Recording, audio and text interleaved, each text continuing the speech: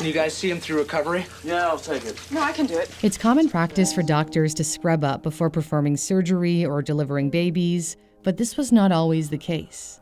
In the mid-19th century, Dr. Ignaz Semmelweis was the first to figure out how to prevent doctors from spreading a deadly infection to pregnant women. In 1846, he was appointed as an assistant in the maternity ward of the renowned Vienna General Hospital. While there, he noticed something peculiar. The maternal mortality rate in the ward run by doctors and medical students was significantly higher than in the ward run by midwives. Between 1841 to 1846, 4 women out of 100 died in the clinic run by midwives, whereas the one handled by doctors and medical students had a striking 10 women out of 100 lose their lives. Why would mortality rates be so different between the two wards? Semmelweis was baffled and wrote, "Everything was in question, everything seemed inexplicable, everything was doubtful. Only the large number of deaths was an unquestionable reality." Pregnant women assigned to the ward with the doctors begged to be transferred to the other ward. They were so afraid they preferred to give birth on the streets, where they had a lower chance of dying from the mysterious disease. Semmelweis vowed to get to the bottom of what was going on. Then, in March 1847, came a breakthrough. His colleague Jacob Kolechka had performed an autopsy, and a student accidentally pricked his finger with a scalpel. He died from an infection similar to the one that afflicted the women. Semmelweis realized doctors started each day performing autopsies on the women who had died shortly after giving birth, and then examined pregnant women without washing their hands, whereas the midwives had never handled dead bodies. He hypothesized that the doctors were transferring some kind of cadaverous particles from the dead bodies to the pregnant women. Doctors at the time didn't know that bacteria caused infections. They believed diseases were caused by bad odors, humidity, the stress of giving birth, or some kind of imbalance in the body. Bacterial infections entering the reproductive tract can cause severe complications during or after birth. An infection known as puerperal fever or childbed fever can lead to intense fevers, foul-smelling discharge, and excruciating pain. Death often occurred within days of giving birth. Newborns could also contract the infection and die. So Semmelweis ordered his medical staff to wash their hands with a disinfectant chemically related to chlorine to remove the smell of decaying corpses before attending to the pregnant women. The mortality rate dropped immediately. In 1848, the clinic run by doctors and medical students fell to 1 death per 100 births, which was slightly below the rate of the clinic run by midwives. When Semmelweis wrote to the heads of several maternity clinics about his discovery, you'd think they'd be eager to embrace hand washing, but they refused. The prominent American obstetrician Charles Meigs famously said, "Doctors are gentlemen, and gentlemen's hands are clean." Many doctors pushed back against the suggestion that they were to blame for their patients' deaths. It didn't help that Semmelweis waited 13 years before officially publishing his findings, in which he lamented, "My teachings are either ignored or attacked." He continued to urge the medical community to listen to him, writing, "This truth must be made known to everyone concerned." His book was long and included heavily convoluted passages that didn't help his case. Semmelweis was also difficult to deal with. He's been described as having a temper like a rattlesnake and was outrageously rude to anyone who questioned his ideas, said Dr. Irvin Loudon, who was a medical historian and author of The Tragedy of Childbed Fever. Not long after Semmelweis made his discovery, the head of the obstetrics department at Vienna General Hospital refused to renew his contract, another example of the resistance to his ideas.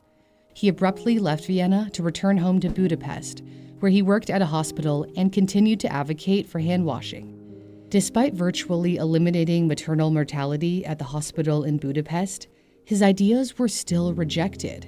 The professor of obstetrics at the University of Pest, Eda Florian Burley, maintained his belief that childbed fever was caused by uncleanliness of the bowel. When Burley passed, Semmelweis took over his position at the university and grew increasingly erratic. He wrote angry letters to his critics, calling them irresponsible murderers. He became severely depressed and began drinking heavily and spending more time away from his wife and 5 children, and in the company of prostitutes. The university fired him for his inappropriate behavior.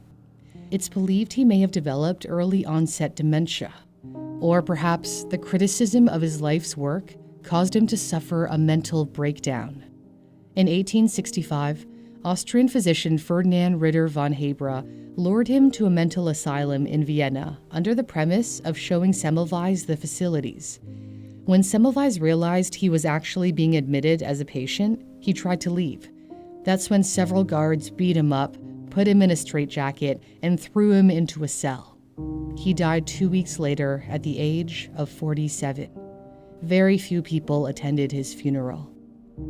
His autopsy revealed he died from blood poisoning from a wound on his hand that he could have sustained from the beating. Ironically, the man who spent his life fighting against the spread of infections died from an infection. 2 years after his death, French microbiologist Louis Pasteur made a monumental discovery. Pasteur realized that bacteria were spoiling wine, and that these microorganisms were not only responsible for spoiling food and drink, but also for spreading infectious diseases. Unlike Pasteur, Semmelweis had not taken the time to examine particles under a microscope. Had he been a more diligent scientist, he would have seen that they were teeming with bacteria, which could have made his case for hand washing more convincing. Pasteur's work inspired Scottish surgeon Sir Joseph Lister to introduce the concept of antisepsis, the practice of using chemical agents to prevent the growth of bacteria on living tissue. Listerine is named after Dr. Lister. By this point, Semmelweis was all but forgotten. Lister had never even heard of him. Hand-washing and sterilizing medical instruments finally started to become standard practice in the 1860s, 20 years after Semmelweis warned doctors about the importance of hygiene. Had his sanitation techniques been implemented earlier, there's no telling how many lives he could have saved. Given that the death rate for women who gave birth in hospitals was as high as 20% in some instances, it could have been in the hundreds of thousands or even more. It was only decades later that Semmelweis finally started to gain recognition as the medical community became more receptive of the germ theory of disease. He's now widely known as the savior of mothers. Semmelweis once said, "When I look back upon the past, I can only dispel the sadness which falls upon me by gazing into that happy future when the infection will be banished." Sadly, he never lived to see the day. As we've seen with Semmelweis' work, the power of scientific thinking can lead to life-saving advancements. If you'd like to sharpen your science, technology, engineering, and math skills, I recommend Brilliant.org, a website and app where you can learn through physical insight. My viewers especially love their scientific thinking course, where you can, for example, figure out how to make this bridge as rigid as possible with as few beams as possible.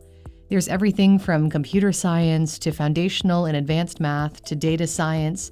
Brilliant is great for both beginners and those who want to improve on what they already know, which is crucial to help you stay ahead in today's competitive marketplace. As you progress through their lessons, you can dive deeper into more advanced topics.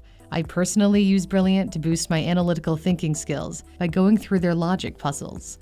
Brilliant supports you every step of the way. If you're stuck, you can view the explanation to see where you went wrong. You can try out Brilliant for free for 30 days by heading to the custom link in my description, brilliant.org/newsthink. And the first 200 people who sign up with my link will get 20% off their premium subscription, which gives you access to all the offerings. Thanks for watching.